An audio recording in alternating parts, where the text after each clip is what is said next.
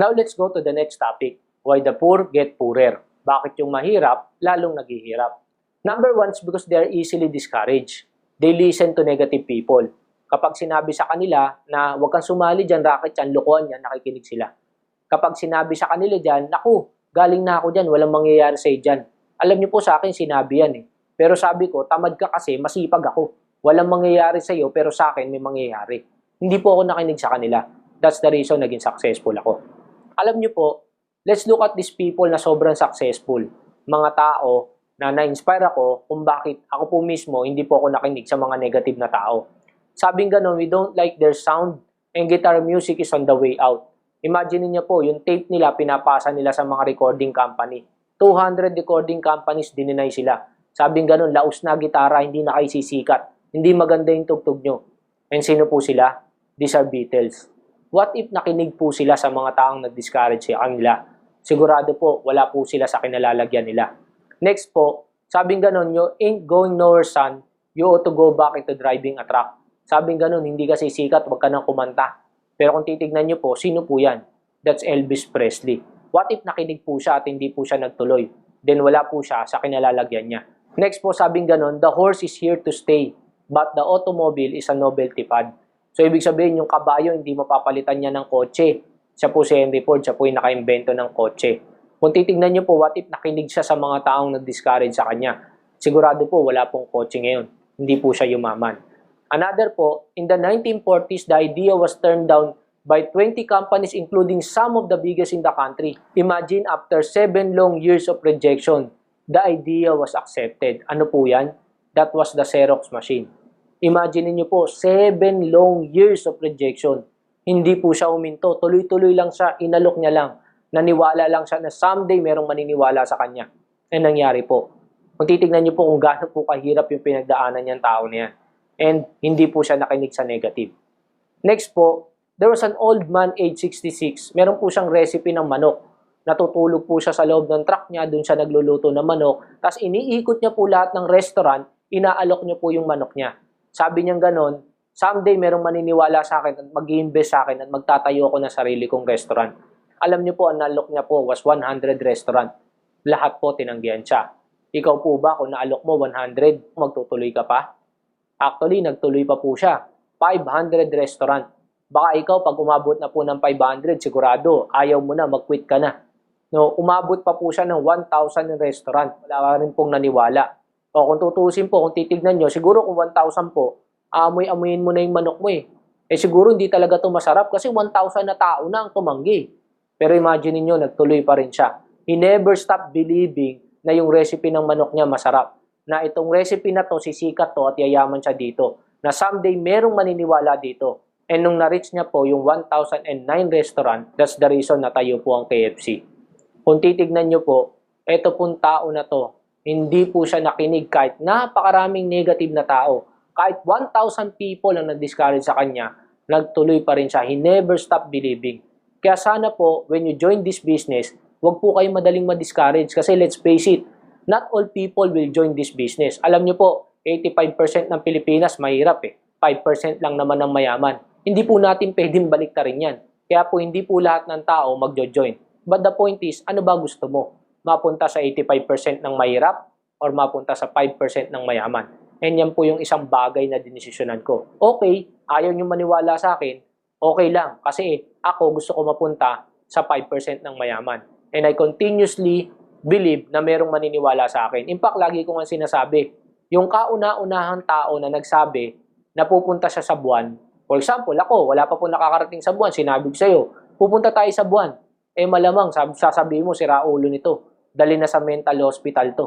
Pero imagine, kung walang naniwala sa kanya na ang buwan mapupuntahan, wala pong nakarating sa buwan. What's the point? Kapag kinukwento po natin ang pangarap sa tao, let's face it, lahat po yan tumatawa. Why? Kasi para sa kanila, imposibleng marating yan. Pero sa mga taong naniwala na ang pangarap hindi imposible, that's the reason narating po nila yung pangarap nila. Number 2 po, these are the people who create reasons for themselves to fail. Kaya po sila hindi yumayaman, it's because mas mahilig po sila sa kasi kaysa sa kusa. Lagi po silang gumagawa ng reason para hindi po sila maging successful. Sabi nga ganun ni Bill Gates, You can make money and you can make excuses, but you can never make money out of excuses. Kaya kung puro ka kasi, I tell you, hindi ka po yayaman. In fact, kung titignan nyo po si Bill Gates, eto po siya nung tinayo niya yung kumpanya niya. Kung titignan nyo po, 16 years old siya when he started this business. Siya po ang pinakabata, lahat po ng empleyado niya matatanda. Imagine, hindi po naging reason sa kanya na siya bata at empleyado niya matanda, na siya hindi pakikinggan, na ito yung kaya niya, na yun ang kaya ng mga tao. No. He started this business looking at his capabilities, not his weakness. And tinuloy niya po yung business niya. That's the reason yumaman po siya. Now, if you can't change your mindset, then you can't change your fate. Kung hindi mo kayang baguhin yung takbo ng utak mo, I tell you, hindi mo kayang baguhin yung kapalaran mo. Sabi nga nilang ganun, pag sinilang ka mahirap, hindi mo kasalanan yan. Pero pag namatay kang mahirap, kasalanan mo na yan. So, ibig sabihin, pwede mong baguhin yung kapalaran mo, depende kung paano ang takbo ng utak mo. I tell you, kung madali kang makinig sa mga taong magdi-discourage sa'yo, at ikaw mismo, gumagawa ka ng mga reasons para mag-fail ka, then I tell you, hindi mo kayang baguhin kung ano yung magiging future mo. Kung sinilang ka mahirap, tama, mamamatay ka nga talaga na mahirap. So you have to change your mindset. Ano po ba yung mga common objection na laging sinasabi or reason ng mga tao? Now, one of the common objection kaya ang mahirap namamatay ng mahirap is because kapag may nakita po silang isang opportunity or isang business, ang lagi nilang sinasabi, wala akong pera. Yan po ang lagi nilang sinasabi. Now, katulad po ng lagi kong sinasabi, ang pinagkaiba ng mahirap sa mayaman, it's because magkaiba lang po sila mag-isip. A lot of people, kaya po sila namamatay ng mahirap, ang sinasabi nila, I can't afford it, wala silang pera. No? Tinatapos na po nila kagad doon. Yung mayayaman naman, nag-iisip po ng paraan, how can I afford it? Yan po ang ginagawa nila. That's the reason, namamatay po sila ng mayaman. Well, in fact, kung ikaw yung tao ngayon na wala kang pera, or wala kang 10,000 or 20,000 sa bulsa mo ngayon, the more na dapat kang mag-join sa business na to. Bakit? Kasi pag isa sa pamilya mo nagkasakit at tinakbo mo sa ospital, I tell you ang hahanapin sa'yo down. Eh kung wala kang pera, mamamatay yung isa sa pamilya mo na wala kang magagawa. I could still remember nung tricycle driver ako na tinakbo ko sa nanay ko sa ospital, ang hinahanap sa akin ng down. Pero I was so thankful sa kinalagyan ko na yun. Why? It's because dahil dyan nabuksan ng isip ko, mahirap maging mahirap. Pag mahirap ka, yun ang bagay na kakasadlakan mo. And that's the reason sabi ko, pag nakakita ko ng opportunity para magbago buhay ko, then I will grab that opportunity. Well, in fact, kung titignan nyo po, marami pong negosyante nangungutang. Marami pong Pilipino, kaya po sila namamatay ng mahirap. Ang ginagawa po nila, nangungutang sila para bumili ng cellphone. Makikita mo, naka-iPhone. Pero pag inaya mo sa business, bumili ng cellphone na worth 30,000-40,000, pero sa business, walang pera. Kung titignan mo, ang pinagkaiba ng Chinese sa Pinoy, yung Chinese, nag-i-invest sa business. Yung Pinoy, nag-i-invest sa gastos po, hindi sa business. Now, kung titignan niyo po si Gokong Wei, imagine niyo po, siya po mismo, nung time na nalugi siya, nagpapasalamat siya kasi pinautang siya ng China Bank ng 500,000 para makapag-start uli ng business niya. Kung titignan niyo po to, negosyante, nangutang po para sa business, hindi po para sa luho. Well, in fact, minsan nga po kapag ka sa seminar, tinatanong ko po yung mga tao, kung meron akong Pajero at ibebenta ko ng 10,000 pesos, brand new na Pajero, bibilin mo ba o hindi? Karamihan po sasagot, bibilin ko po. Sabi ko, kanina wala kayong pera, ngayon may pera ka na. Bakit? Kasi naintindihan mo, malinaw na malinaw. Kapag ang Pajero binili ko 10,000, may bebenta ko yan, milyon, tubo ako. Now, magsasabi ka lang na wala kang pera kapag hindi mo naintindihan yung isang negosyo. Well, kung alam mo na negosyo yan at alam mo yayaman ka, bakit hindi ka mag-invest? Bakit sasabihin mong wala kang pera? The more na dapat kang gumawa ng paraan. Kasi kung titignan nyo po, people na mahirap, kaya po sila namatay na mahirap, because poor people are people who are afraid to take risk. Sila po yung takot na mag-risk.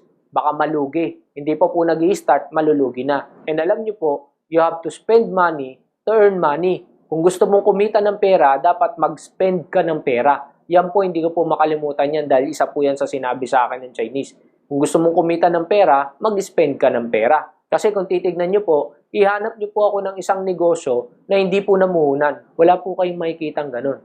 And ngayon po, kung wala ka ng pera at wala ka pang paraan, I tell you, mamamatay ka talaga ng mahirap. Now, another reason po na sinasabi nila, hindi ko linya yan. Ganyan-ganyan po sinabi sa akin ng mga klasiko. Sabi nila, pare, engineer tayo, hindi natin linya yan. Imagine mo, hawak ka, soap, juice, kape, magbebenta, hindi ko linya yan. Biniro ko pa nga po, sabi ko, hindi ko talaga to linya. Kasi ang linya ko, Sangandaan Divisoria. Kasi nung bumabiyahe pa po ako ng jeep. Pero let's face it, simple lang naman sinabi ko eh. Aanin ko po na gusto ko ang ginagawa ko or linya ko ginagawa ko kung hindi ko naman nakukuha yung gusto ko. Ang sabi ko, lilinyahin ko na hindi ko linya, basta importante makukuha ko gusto ko. Simple lang naman eh. Ikaw na nanonood ngayon, kung ikaw mismo nakukuha mo yung mga pangarap mo or yung mga bagay na gusto mo sa sarili mo at sa pamilya mo dyan sa linya mo, then good for you. Pero kung hindi mo nakukuha dyan, then the more na dapat, wag mo nang linyahin yan.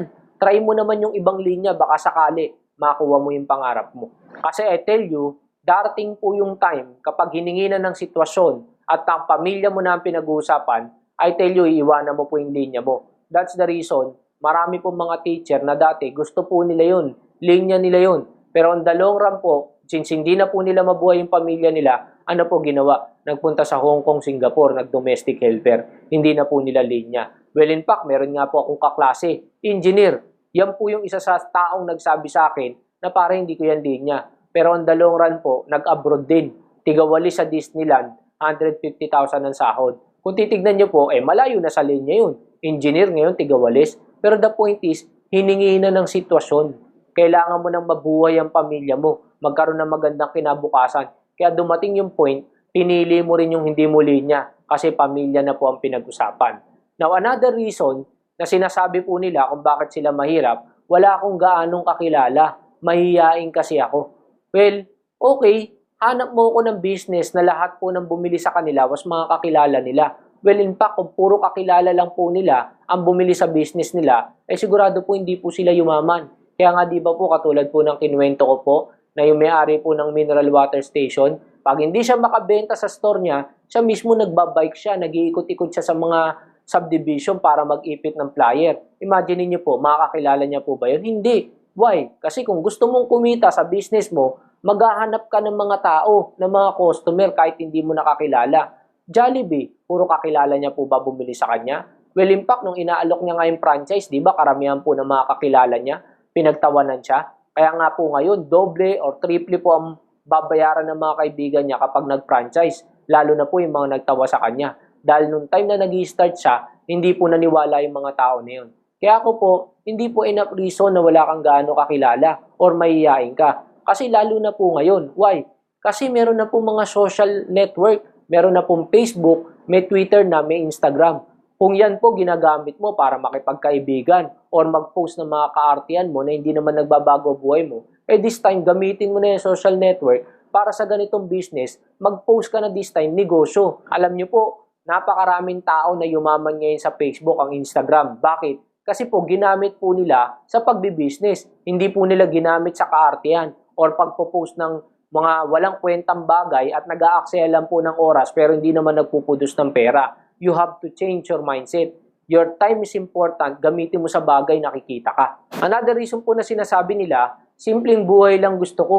Baka kapag yumaman ako, yumabang ako. I tell you, wala ka pang pera, mayabang ka na. Kaya kung yayabang ka, kung mayabang ka, it's because nung wala ka pang pera, mayabang ka naman na talaga eh. Attitude mo na talaga yun.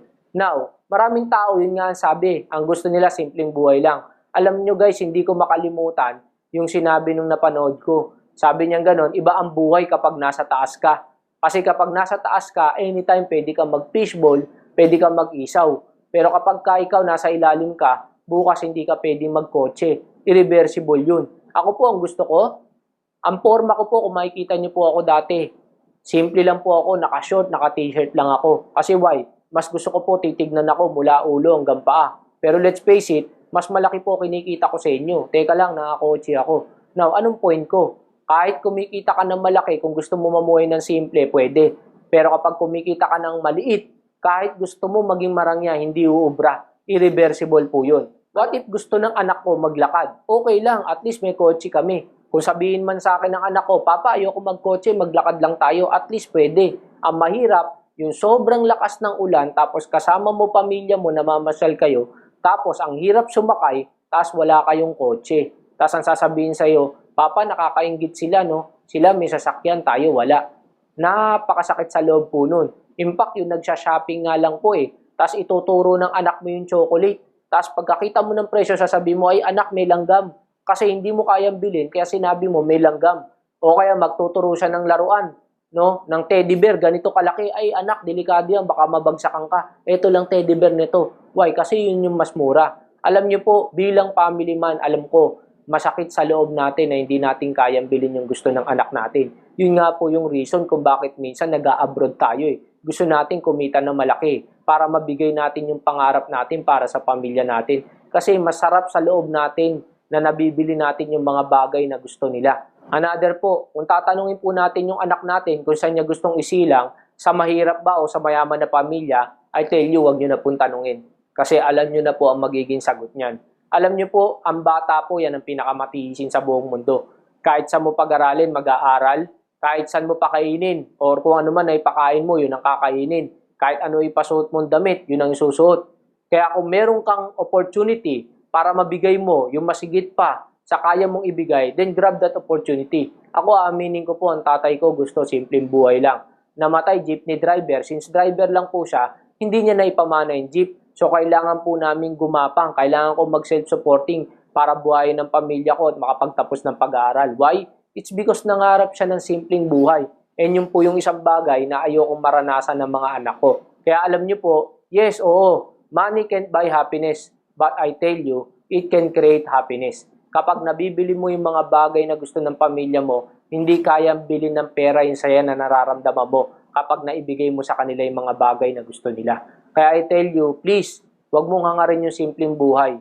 Di baling manghangad ka na yumamang ka, and that's the time mamuhay ka ng simple. Wala pong problema doon kasi pwede mong gawin yun kapag ka kumikita ka ng malaki. Another reason naman na sasabihin nila sa'yo, kikita ka naman sa akin sagutin mo na lang membership ko. Yan po yung sinasabi ng iba. Unang-una, paano ko tutulungan yung mga taong di kayang tulungan ng sarili nila? Yan yung mga taong palasa. Imagine niyo po, wala silang ginawa kundi umasa na lang na lahat magiging madali para sa kanila. Now, di ba po katulad ng sinabi ko kanina, yung mayaman, kaya sila lalong yumayaman, it's because they are using other people's time and ability and other people's money. That's the word goes. Imagine, kaya nga pag nag-apply ka ng trabaho, oo, pinapasahod kita, kumikita ka. But the point is because mas malaki ang kinikita ko sa time and ability na binibigay mo. Di ba ganun po talaga? So, ibig mo ba sabihin, sasabihin mo sa may-ari ng kumpanya pag nag-apply ka, since kikita naman po pala kayo sa akin kapag nagtrabaho po ako sa inyo pwede ba kayo na po lumakad ng NBI ko, police clearance ko, etc. Kayo na po magbigay ng pamasahe pagkain ko everyday kasi kikita naman kayo sa akin? Or parang kung ako po, bibili po ako ng franchise ng Jollibee, sasabihin ko sa may-ari ng Jollibee, kikita ka naman sa akin kapag ka nagtayo ako ng franchise ng Jollibee. Ba't pa ako magbabayad ng franchise? Ganun po ba? Kaya kung titignan nyo po, yung mga taong nagsasabi niyan, yan yung mga taong makikitid ang utak. Yan yung mga taong ang utak, hindi utak negosyante. That's the reason wala pong nagbabago sa buhay nila. Kaya sana po, ikaw na nanonood nito, please, try to change your mindset kung gusto mong baguhin yung kapalaran mo. Kung gusto mong yung future mo, magbago buhay. Huwag kang maging utak empleyado. Maging utak negosyante ka. Another po na sinasabi nila, naku, may produkto pala yan. Magbebenta ako, yak, kadiri. Yan po ang sinasabi nila. Guys, yung number 1 po na pinakamayaman tao kaya yumaman yan because may produkto yan. Diba? Ang produkto niya po, Windows. Sabi niya ganun, kung lahat ng mga tao sa buong mundo mabentahan ko ng isang software na to, yayaman ako. May produkto po ba o wala? Meron, hindi po siya nandiri. Another po, Steve Jobs. Kung mapapanood niyo po yung movie niyan, ang naimbento po nila, keyboard na kinakabit sa TV, nagiging computer. Inaalok po nila yan. Imagine niyo po, ang sabi ba ni Steve Jobs, yak, kadiri. Oh, that's the reason, mayaman sila. And ngayon po, yung number 2 na pinakamayaman tao sa buong mundo, yung may-ari po ng Sara, damit ang produkto. Yak po ba yan? Teka lang, may-ari po ng Sara yan. Oh, dito po sa Philippines, kung titignan po natin si Henry C., di ba katulad po ng sinabi ko kanina, pag hindi po siya makabenta ng sapatos, naglalako siya ng sapatos. Ibig sabihin pala kung nakatok ni Henry C. ang bahay mo at binebentahan ka ng sapatos, ang sasabihin mo, yak, kadiri, nagbebenta ng sapatos. Teka lang, sandali. Hindi mo alam yan ang future na may-ari ng SM. Even po yung may-ari ng Robinsons, nagbabike po yan, nagtitinda ng sabon at kandila. Ibig sabihin ba, yak and kadiri sila? Kaya kung titignan nyo po, most of the Filipinos, takot na takot sila pag may produkto. Kaya nga namamatay sila ng mahirap. Ang gusto pa nila, salihan, yung mga company na mag-i-invest lang ako, ang pera ko tutubo, hindi ako magbebenta ng produkto, walang produkto. That's the reason na scam ka. Kasi nga, ang gusto mo, walang produkto, ayaw mo magbenta, etc.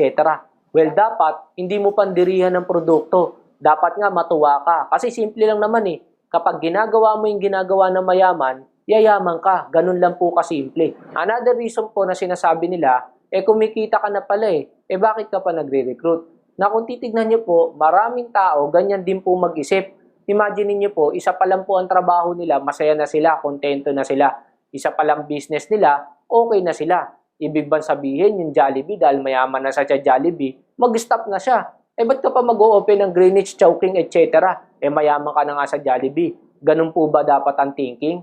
Yan po ang thinking ng mga taong mahirap. Henry C. po, di ba meron na siyang SM? Ibig sabihin ba, porket mayaman na siya sa SM, dapat hindi na siya magbangko de oro, SMDC?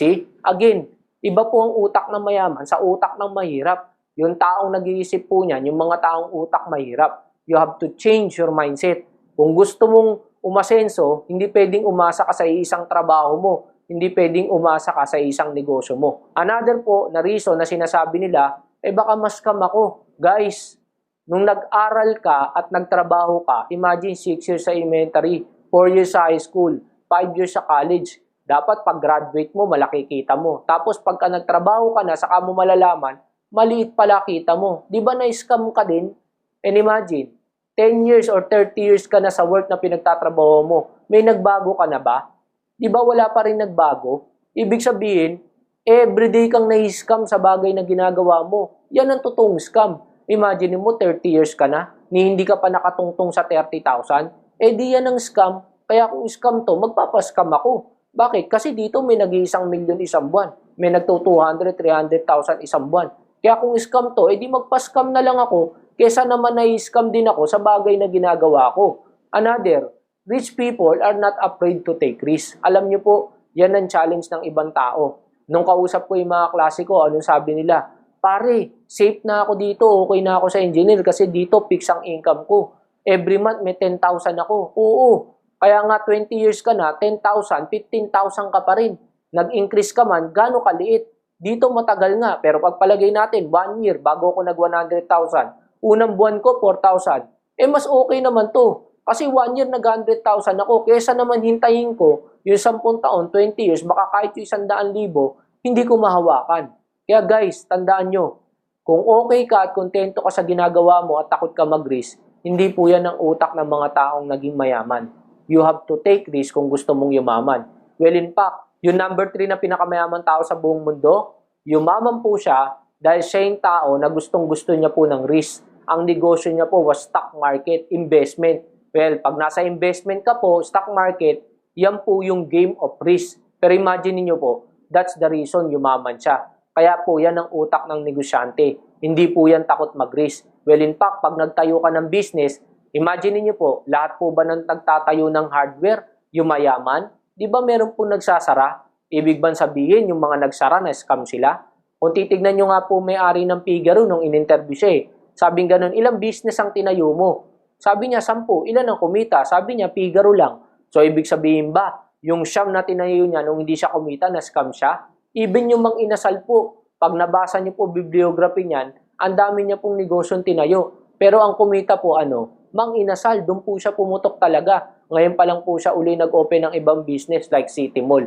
O imagine niyo po, ibig sabihin po ba nung nagnegosyo sa dati na nalugi, na scam siya? Hindi po, nag-risk lang po siya. And pag nag-risk ka, part po na pwede kang nalugi, pero pwede ka rin kumita. Kung masipag ka naman, matyaga ka, at aaralin mo yung mga bagay na gusto mong pasukin o negosyoin, I tell you, yayaman ka. Yun na lang po ang kagandahan sa business na to, kasi sila po, mayaman sila. Malugi man ako sa siyam na business, okay lang kasi may pera pa ako. Mga tao pong kagaya natin. Kaya nga po, nagpapasalamat ako sa Diyos, lumabas yung mga ganitong business, kasi malugi man ako, maliit na halaga lang, kaya ko pa uling bumawi. And in fact, kung titignan niyo po, kapag nalugi ka, hindi ka dapat matakot. Dapat nga maging masaya ka Kasi ang importante po, hindi yung perang nalugi. Kasi po yung pera, kinikita po natin yan Ang importante, natuto ka. Kasi po, yun ang pinaka-importante. Yun natutuhan mo. Kaya kung titignan nyo po yung mga negosyante na nalugi, on the long run po, yumaman na po sila. Bakit? Kasi po yung mga failure po nila, hindi na po nila inulit sa mga sumunod na negosyo nila. Kaya kung titignan nyo po, failures are normal. It's either you quit or you learn from it and you keep moving forward. Kaya kung titignan nyo po yung may-ari ng Figaro at may-ari ng Mang Inasal, bakit sila yumaman? It's because inaccept nila na normal lang yung failure eh. Ang importante, natuto sila doon at hindi sila nag-quit, nagtuloy sila. That's the reason po, yumaman po sila. Sabi nga po ng may-ari ng Jollibee, if you dream big and put your dreams into action, you will indefinitely make mistakes. But don't be scared to make mistakes. Just be quick to recognize them and learn from them as fast as you can. Even po ang may-ari ng Jollibee, sobrang yaman na po niyan eh. Pero nung tinayo niya po yung Bingo na convenience store, lugi din naman po, sinara niya eh. Pero nag-quit na ba siya? Hindi. Binili niya po Greenwich, binili na po Chowking. Nagtuloy-tuloy po uli yung yaman niya. Kaya kung titignan niyo po, walang negosyante na hindi nag-fail. Lahat po yan nag-fail. Ang kinaibahan lang po ng mga negosyante na yumaman, it's because sila po yung mga tao na nagtuto at hindi po nag-quit, nagtuloy. Kaya po kung na-scam ka, alam mo, proud pa po ako sa'yo. Why? Kasi nga po yung ibang tao alam nila pwede silang yumaman sa loto. Pero kahit nga tumaya ng loto, hindi nila magawa. Ikaw, nalugi ka nga. Oo, na-scam ka nga.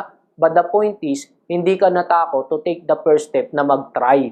Ang importante, nalugi ka, pero natuto ka. That's the reason. This time, kapag napunta ka na sa tamang negosyo, that's the time magagamit mo po lahat yung natutuhan mo para yumaman ka. Another po na reason na sinasabi nila, wala akong time. Busy ako. I tell you, saan ka busy? Diyan sa trabaho mo, na hindi nagbabago ang buhay mo, na kahit na may welga na, may kudita na, magugulat ka po, wala na pong masakyan.